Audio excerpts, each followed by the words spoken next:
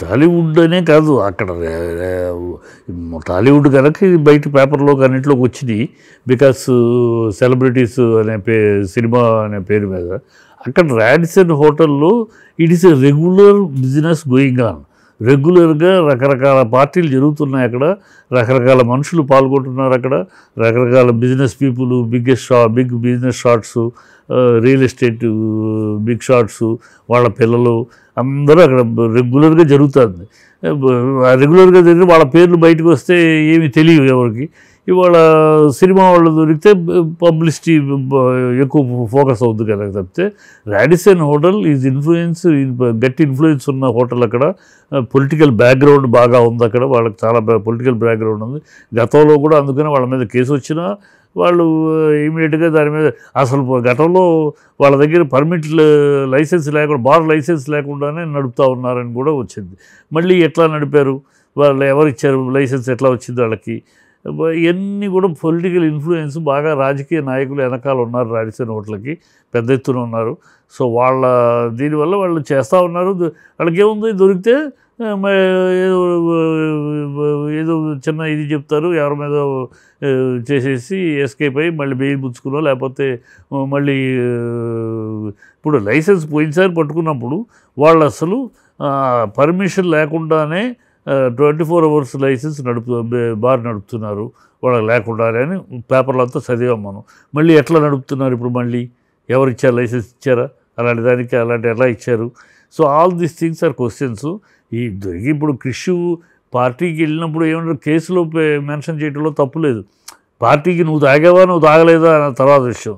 First అసలు ఆ గ్రూప్లో నువ్వు ఉన్నావు, you have attended that group. ఆ పార్టీకి, రేవ్ పార్టీకి అటెండ్ అయ్యావు, ఆ రేవ్ పార్టీలో డ్రగ్స్ సప్లై అయినాయి. సో ఆ సప్లై అయిన డ్రగ్స్ నువ్వు తీసుకున్నావా లేదా అనేది తర్వాత విషయం. ఉన్నావు కనుక కేసు నెంబర్ 8 కింద వేశారు. అది క్రిష్ ఇచ్చిన ఎక్స్ప్లెనేషన్ బట్టి ఈ కెన్ కమ్అవుట్. నేను వెళ్ళాను, మామూలుగా పార్టీ అన్నాక, పార్టీ అంటే ఈ పార్టీ అని నాకు తెలియదు, ఓ ఫంక్షన్ ఇన్వైట్ చేశారు, ఒక ఫ్రెండ్గా ఇన్వైట్ చేసినప్పుడు వెళ్ళాను. అక్కడ మరి మిగతా జరిగితే అది నాకు సంబంధం లేదు. సో ఆయన చెప్పచ్చు, he can come out, no problem. But అసలు విషయం అది కాదు. క్రిష్ ప్రాబ్లం బయటకు వస్తాడా, క్రిష్ ఎదుర్కొంటాడా అని కాదు ఇష్యూ. అసలు ఈ పార్టీలు రాడిసన్ హోటల్లో ఇది మొదటిసారి కాదు, రెగ్యులర్గా జరుగుతున్నాయి. రెగ్యులర్గా జరుగుతాయని ఏం చేస్తుంది పోలీసు డిపార్ట్మెంట్ కానీ, దాని కన్సర్న్ డిపార్ట్మెంట్స్ కానీ వాళ్ళ లైసెన్స్ క్యాన్సిల్ చేయటం కానీ ఎందుకు చేయట్లేదు? వాళ్ళకి ఎంత ధైర్యం ఉంటే ఆ పని చేస్తూ ఉంటారు. వాళ్ళకి టోటల్గా ఇన్ఫ్లుయెన్స్ ఉందనేది బాగా తేటతెల్లం అవుతుంది. ఇప్పుడు యూట్యూబ్ సెలబ్రిటీసు, అమ్మాయి లిక్కీ ఉన్నారు, వాళ్ళు కూడా, అమ్మాయి కూడా ఉంది, అమ్మాయి చెల్లెలు కూడా ఉంది, అమ్మాయి చెల్లెలు కూడా ఉందని చెప్తున్నారు. సో ఇలాగ అన్ని రకాల ఇవి ఉన్నాక రాడిసన్ హోటల్ మీద యాక్షన్ తీసుకోవాలి, అసలు ఆ మేనేజ్మెంట్ మీద యాక్షన్ తీసుకోవాలి. అది వదిలేసేసి ఆ పార్టీ, ఇప్పుడు వీళ్ళంతా కూడా విక్టిమ్సే యాజ్ పర్ రూల్. ఈ దొరికిన వాళ్ళు తీసుకునే వాళ్ళందరూ కూడా విక్టిమ్సే, దే ఆర్ ఫెడ్లర్స్ కాదు. ఫెడ్లర్స్ అయితేనే శిక్షార్హులు, వీళ్ళంతా విక్టిమ్స్ కింద ట్రీట్ అవుతారు చట్టం ప్రకారం. సో వీళ్ళందరూ రేపు విక్టిమ్స్ కింద మాకేదో అక్కడ సప్లై. సో రాడిసన్ హోటల్కి ఎవరు సప్లై చేశారు అది పట్టుకోవాలి. సప్లయర్ ఎవరు, సప్లయర్ని పట్టుకోవాలి. హూ ఈజ్ ద సప్లయర్, ఏ మూల నుంచి వస్తున్నారు, ఎక్కడి నుంచి తెస్తున్నారు, అది డ్రగ్స్ ఇక్కడ ఎలా సప్లై అవుతుంది, వీళ్ళు డ్రగ్స్ తీసుకుని. సో రాడిసన్ హోటల్ వాళ్ళు, ఆ మేనేజ్మెంటు, ఆ సప్లై చేసిన వాళ్ళు శిక్షార్హులు యాజ్ పర్ రూల్.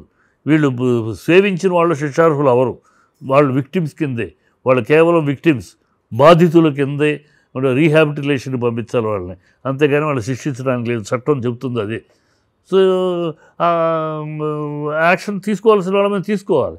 అసలు మూలం కనిపెట్టి మన రాష్ట్రంలో జరుగుతుంది ఏంటంటే, పోలీసులకు తెలుసు, కన్సర్న్ డిపార్ట్మెంట్కి తెలుసు ఎక్కడి నుంచి సప్లై.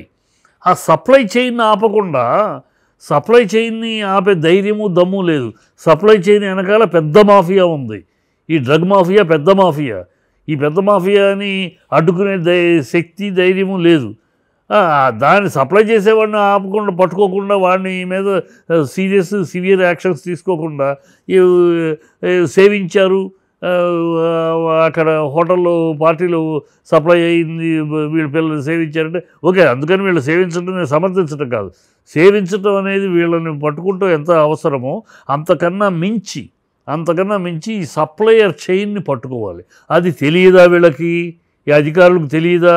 ఈ పోలీస్ డిపార్ట్మెంట్కి తెలియదా? తెలుసు. ఎక్కడ ఏ మూల నుంచి ఎక్కడ నుంచి గోవాకు వస్తుంది, ఎక్కడ నుంచి గోవా నుంచి ఎక్కడ బెంగళూరు వస్తుంది, బెంగళూరు నుంచి ఎట్లా హైదరాబాద్ వస్తుంది, హైదరాబాద్ నుంచి వీళ్ళకి ఎట్లా మొత్తం రూట్ తెలుసు.